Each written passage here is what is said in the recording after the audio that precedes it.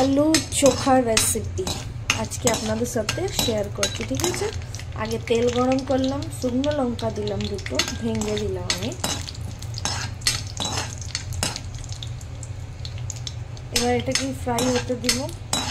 Fry হলে এখানে পেঁয়াজ আর রসুন রেখেছি, আর এখানটা আলু সেদ্ধ হয়ে যাচ্ছে অলরেডি।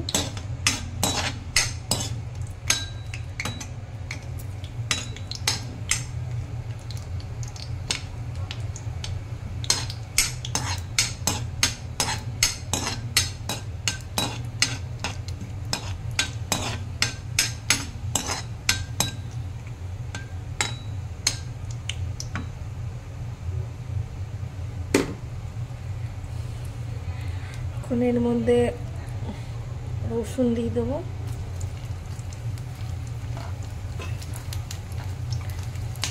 পেঁয়াজ দিয়ে দেবো,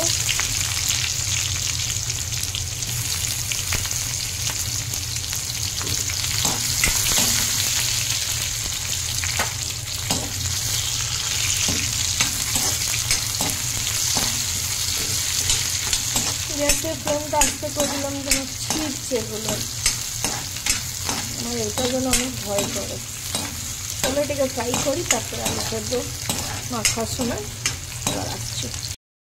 এখানে আলু স্ম্যাশ করে নিয়েছি, নুন দিয়েছি, এটা নিয়ে নিয়েছি। ঠিক আছে।